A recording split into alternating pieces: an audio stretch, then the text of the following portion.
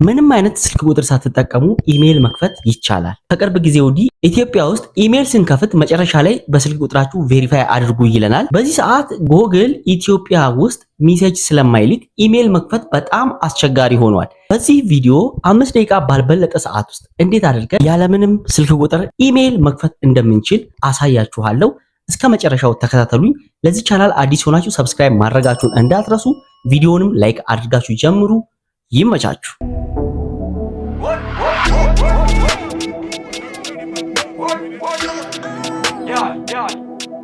አዲስ ኢሜል ለመክፈት መጀመሪያ ማድረግ ያለባችሁ ስልካችን ላይ እዚች ጋር የሴቲንግ ምልክት አለች። ሴቲንግ ላይ እንገባለን። በቀጥታ ወደ ላይ ስክሮል ስናደርግ እዚህ ታች እንደምትመለከቱት አካውንትስ ኤንድ ባክአፕ የሚል ቦታ አለ። እቺን ቦታ አንዴ ትነካላችሁ። በዚህ አይነት መልኩ በነካን ሰዓት ቀጥሎ ምን ይመጣል? እዚህ ጋር እንደምትመለከቱት ማኔጅ አካውንትስ የሚል አለ። ማኔጅ አካውንት ሲመጣ እዚህ ስልክ ላይ አሁን እዚህ ዲቫይስ ላይ ከዚህ በፊት ምንም አይነት የኢሜል አካውንት ኮኔክት አላደረኩም። አዲስ ስልክ ስለሆነ ነው። የእናንተ ሌሎች ኢሜሎችንም ሊያመጣ ይችላል። እነዛን ኢሜሎች ለመጠቀም ከፈለጋችሁ እዚህ ጋር አክሰስ ማድረግ ትችላላችሁ። ግን አዲስ ኢሜል ለመክፈት ስለሆነ ከታች የእናንተ ላይ ከታች ነው የሚመጣው። እኔ ጋር እዚህ ጋር ሌላ ኢሜል ስለሌለ አድ አካውንት የሚለውን ነካለው። እናንተ ከታች አድ አካውንት የሚለውን አንዴ መንካት ነው። በምትነኩበት ሰዓት እንደዚህ አይነት ብዙ ፕላትፎርሞች ይመጣሉ። ከነዚህ ውስጥ እዚህ ጋር ጎግል የሚል አለ። ጎግል የሚለውን አንዴ ትጫናላችሁ። ጎግልን በምንጫንበት ሰዓት በዚህ አይነት መልኩ ይከፍትልናል።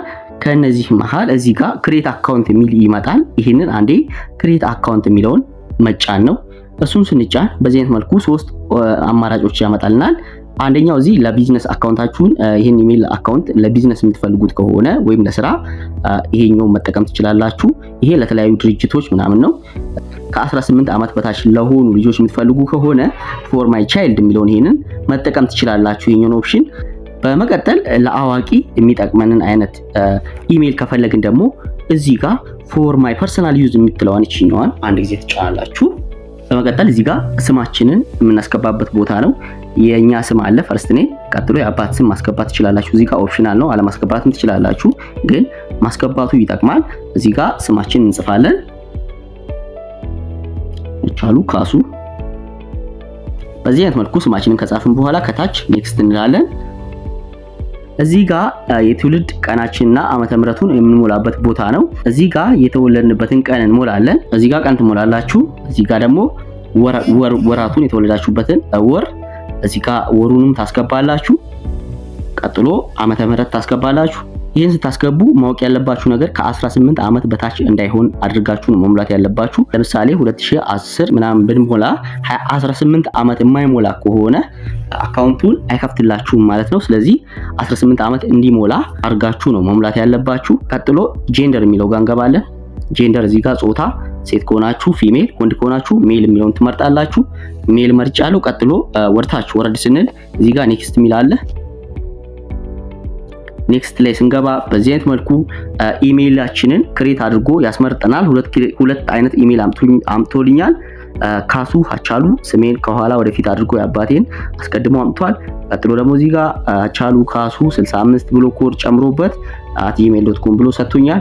ከነዚህ ውጪ ሌላ አይነት ኢሜይል እንዲሆንላችሁ ወይም እዚህ ጋር ዩዘሩ ሌላ አይነት እንዲሆን ከፈለጋችሁ ክሬት ዩር ኦውን ጂሜል አድሬስ የሚለውን ይሄንን በመንካት የተመቻችሁን አይነት ክሬት ማድረግ ትችላላችሁ ወይም መጠቀም ትችላላችሁ። እኔ አሁን እቺኛዋን ልጠቀም። ይሄንን አንዴ ሰሌክት ካደረኩ በኋላ ወደታች ይሄድና እዚህ ጋር ኔክስት የሚል አለ። ኔክስትን ስትጫኑ ፓስወርድ ክሬት እንድታደርጉ እዚህ ጋር ይጠይቃችኋል። ጠንካራ ፓስወርድ ማለት ነው ፊደል ያለበት እንዲሁም ሲምቦሎች ለምሳሌ አት ሊሆን ይችላል፣ መሰላል ሊሆን ይችላል። እነዚህን የቀላቀለና ቁጥር የተቀላቀለበት ከ8 ካራክተር በላይ የሆነ መጠቀም አለብን። ስሞል እንጂ ካፒታል ሌተር መጠቀም አይቻልም። ሲምቦል እንዲህ አት ካልን በኋላ እዚህ ጋር የሆነ የተወሰነ ሌተር ስሞል ሌተር ተጠቅማችሁ በመቀጠል የሆነ ቁጥር 43 ሊሆን ይችላል 45 ሊሆን ይችላል የሆነ ነገር ተጠቅማችሁ በዚህ አይነት መልኩ ይሄ ካራክተሩ 8 መሙላት አለበት ማለት ነው። ፓስወርዳችሁን ካስገባችሁ በኋላ ቀጥሎ ምን ታደርጋላችሁ? እዚህ ጋር ኔክስት የሚል ትጫናላችሁ። ኔክስት ትላላችሁ። ኔክስት ስንል በዚህ አይነት መልኩ አካውንታችን አዲስ አካውንት አዲስ ኢሜል በዚህ አይነት መልኩ ተከፍቶልናል። እዚህ ጋር አሁንም ኔክስት ትላላችሁ ከታች። ከዛን ወደ ላይ በማሳለፍ እዚህ ጋር መስማማታችንን እነዚህን አግሪመንቶች ያመጣልናል። እዚህ ላይ መስማማታችንን አይ አግሪ ብለን እናሳውቃለን።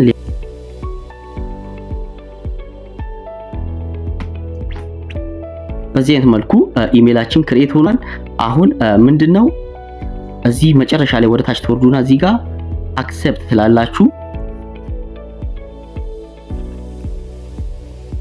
አሁን በቀጥታ ኢሜላችን ክሬት ሆኖ እዚህ ጋር ቅድም ስንገባ አድ አካውንትስ ብቻ ነበር ያለው። አሁን ይሄኛው አዲሱ ኢሜላችን ክሬት ሆኖ ገብቷል ማለት ነው። በዚህ አይነት መልኩ አዲስ ኢሜል መክፈት በቀላሉ ትችላላችሁ ያለምንም ስልክ ቁጥር ማለት ነው። ለዚህ ቻናል አዲስ ሆናችሁ ሰብስክራይብ ማድረጋችሁን እንዳትረሱ። ይመቻችሁ።